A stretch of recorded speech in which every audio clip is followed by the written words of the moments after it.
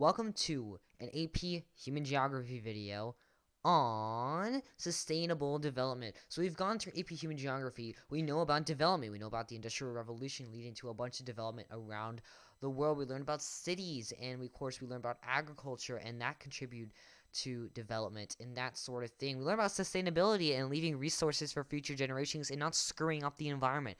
So we're going to learn about how development can be sustainable, how people are really looking at the globe and be like, oh my god, the core countries basically just exploited it, and now there's a lot missing and a lot gone that the periphery has to suffer, and there's a lot that is, going away because we are not sustainably developing. So yeah, pretty cool. Let's get into this. So what are the goals of sustainable development? Well, organizations, countries, people, local movements tackle problems caused by resource depletion. So this could be non-renewable resources, stuff like fossil fuels, like coal, that aren't renewed after we take them. Or renewable resources like trees. These could be depleted because we aren't replanting the trees either quickly enough or in a good amount of quantity. So we're just losing trees more than we are planting them, which is a big problem because trees give us oxygen and other things like paper and pencils and stuff like that. And mass consumption, not just food consumption, which does lead to obesity. Obesity is a big problem. If you are obese, see a doctor. Anyways, mass consumption of these natural resources, these can cause issues in an area. It could be economic, it could be environmental, because it can lead to things like pollution, and that has big effects on the environment and human health and animal health and plant health and all that kind of stuff. And then, of course, climate change, which leads to an effect on ecosystems like the Arctic and, of course, Earth's global temperature. So if you haven't been living under a rock the past 1 billion years, pollution is a thing, and it be caused by factories which originate during industrialization.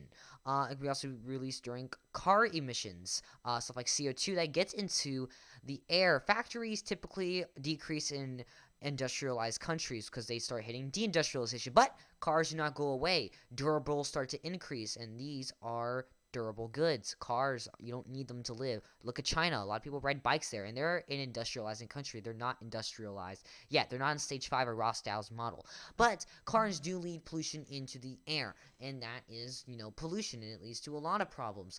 And people are trying to solve these problems through green energy and Tesla, the car company, or just any other electric car brand. Tesla's not exclusive to this. And they're trying to crack down on this, limit pollution, and limit climate change, because climate change is a problem.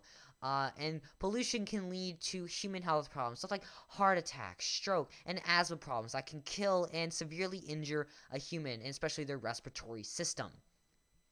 And then climate change. It's only supposed to be hot during certain times of the year. In northern hemisphere, we see it hot in summer, which is June, July, and August. In the southern hemisphere, that's December, January, and February.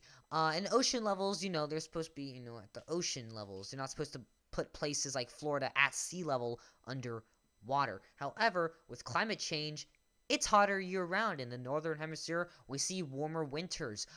We see less white Christmases and stuff like that. And then ocean levels rise as well because glaciers are melting because it's too hot to keep them there.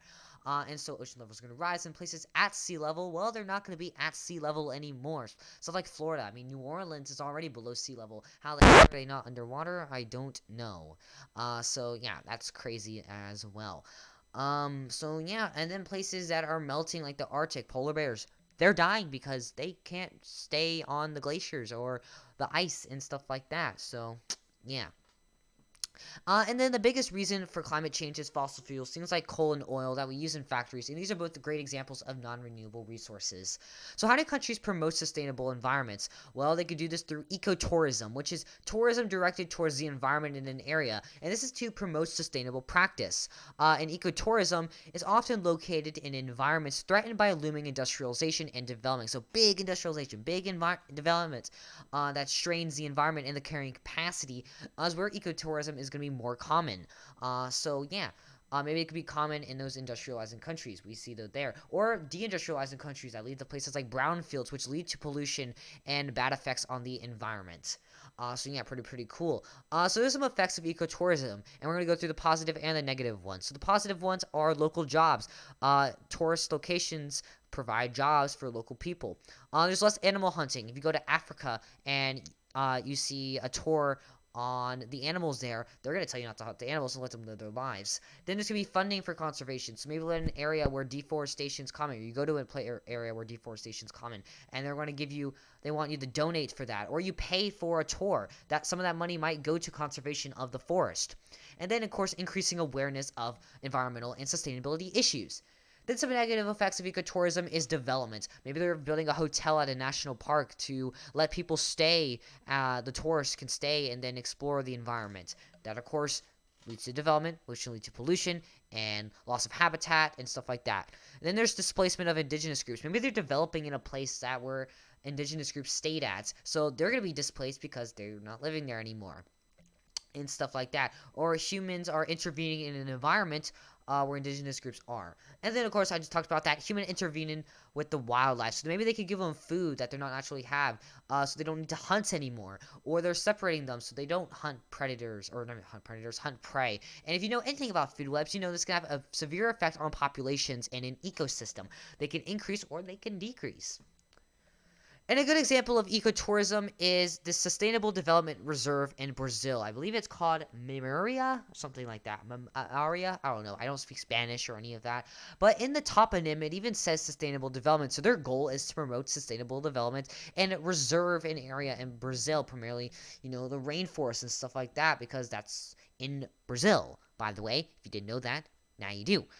So yeah, they're trying to kind of conserve the area, be like, all right, let's not develop, well, I mean, they're not against development, but they're not like, you know, develop quickly, not replace the trees, not do something about the animals, and that sort of thing. They want to kind of work with the trees, work with the animals, you know, the Lorax, they speak for the trees. If you haven't seen the Lorax, go watch it.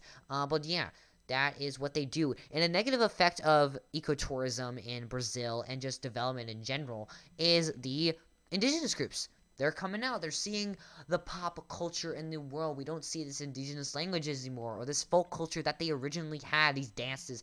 They're now doing all those TikTok moves you see because they're exposed to this now, because they're exposed to the real world. They're exposed to pop culture. And we lose this indigenous stuff and this society's traditions and customs and sociofacts and stuff like that. Maybe they had autonomy over an area, and now they're going to have ethnic conflicts in a place, leading to centrifugal forces, which can lead to devolutionary factors. And these are all effects of ecotourism and development in Brazil and other areas. So yeah, pretty cool. So how do organizations promote sustainable development? Well, a good example of this is the United Nations Sustainable Development Goals. You don't need to know all these specifically, but know, you know, why they're there or what their effects are on certain places. So these goals are no poverty, zero hunger, good health and well-being, quality education, gender equality, clean water and sanitation, affordable and clean energy, decent work and economic growth, industry, innovation and infrastructure, reduce inequality, sustainable cities and communities, responsible consumption and production, climate action, life below water, life on land, peace, justice, and strong institutions, and partnership for the goals. So partnership for the goals means if one country is ahead in a goal, they can kind of help a country that's lacking in reaching those goals of sustainable development. So pretty cool. So let's look at examples and see how countries are doing around the world for two of these, starting with no poverty. I'm going to have a link in the description to this website if you want to see how countries are doing. So as we can see, the green countries are the ones that have already achieved these goals, and then the red, you know, the orange, they're still kind of getting there. So this one is no poverty, you can see in the top right corner, and we have the legend in the bottom left corner. So countries like China, Thailand, Malaysia, Algeria, France, Sweden, Norway, Russia, Poland, they have all reached the goal of no poverty because they don't want people to worry about when they're getting their next meal. However, countries in sub-Saharan Africa, Venezuela, Papua New Guinea, they are experiencing some problems with this. They have a lot of poverty, maybe because they're not industrialized, so people have low wages and they cannot meet that cost of living and stuff like that. They're not reaching that standard of living and they're worrying about when they're going to get their next meal from. Maybe there could be economic decline. Like Venezuela was a big economic country, but now it's not so much anymore.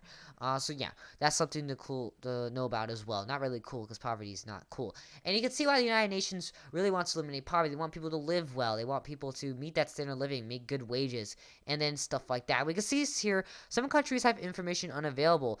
Things like Cuba, it's communist. We don't really know what's happening in Cuba. Same thing with North Korea. We don't really know what's happening in North Korea that much either. Or Saudi Arabia and Yemen. They're failed states. There's some big stuff there that we don't really know about. And then, of course, Afghanistan is Afghanistan. They hate everyone. And then the next one is life below water, which is just fish, marine animals that live in water, and oceans, ponds, lakes, rivers, streams, and stuff like that. And we can see here we have a lot of countries that don't have information. This is because they don't have water connected to their country. They don't have water control. Like, look at sub-Saharan Africa. Look at the Democratic Republic of the Congo, or Chad, or Mali. Mali? Did I just say Mali? I don't know if that's how you say it. But look at that. They don't live on the ocean, so they don't really have water there to reach a goal of. Makes sense, right? Like Afghanistan's the same. Nepal's the same as well. The same. Oh my gosh. As well. They don't live on water, so they can't really reach this goal as well.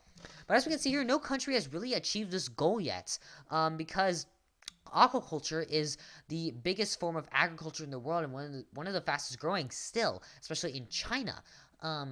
So they don't care about the fish. The people getting the fish in that primary sector are doing it for money. They don't really care anymore. So they're getting the fish and not worrying about leaving it in other places. Because they just want to make money. So they're not leaving fish to repopulate the ocean they're in, and soon ecosystems will die out because of that. And the United Nations doesn't care about the humans. They also care about the environment and stuff like that. As well. Now, look at Taiwan. I don't know if you can see this, but they do not have information. Why is this? Even though they are a place in the ocean. Reason for this is because they are actually a semi-autonomous region.